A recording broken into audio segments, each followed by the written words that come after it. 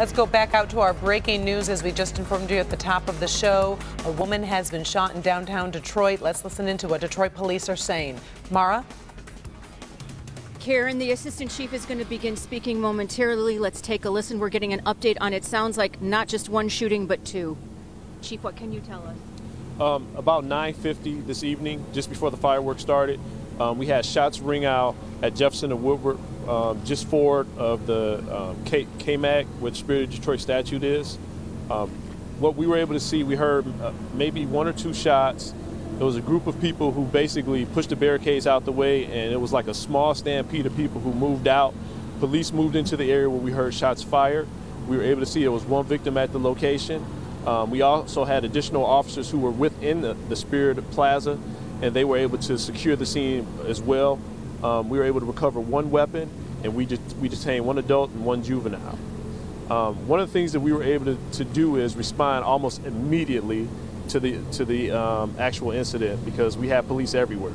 Today we have pretty much about 1,100 Detroit police, as well as other law enforcement departments out securing the fireworks. So the fireworks was what we would call a success, but we had a few knuckleheads that came out here and decided they wanted to argue, and by having that argument, it just caused a lot of people to have a lot of pain.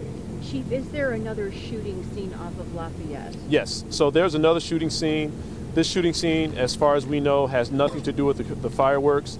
It occurred in an area near Cass and Fort. And what happened was it was an argument that took place between occupants within a vehicle and some individuals who were outside of that vehicle. Don't know what the argument was about, but during the course of the argument, the individuals outside of the vehicle did fire shots. Unknown how many numbers of shots were fired.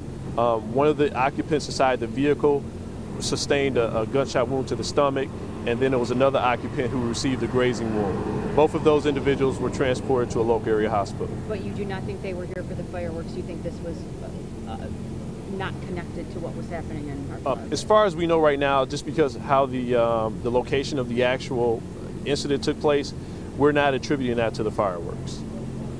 What can you tell me about the victim right across from Hart Plaza here? It was a black female. She was an adult. She had nothing to do with the argument that took place. It was an argument that we were able to, from eyewitnesses, took place between two males. We were able to get their description.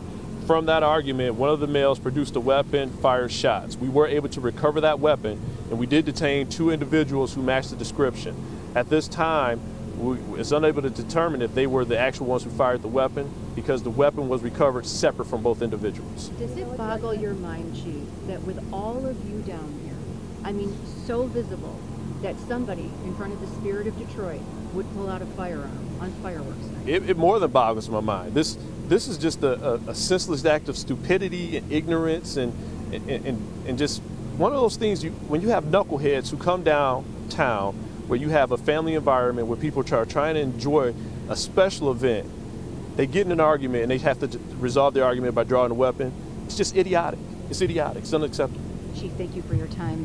Karen, Steve, that is the latest on the situation down here. So two shooting scenes. The one over here at the Spirit of Detroit, where they have got two people in custody, an adult as well as a juvenile. And then we've got another shooting scene over at Fort and Cass.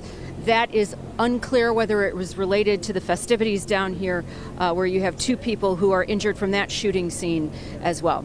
We are live at Hart Plaza. I'm Mara McDonald, Local 4.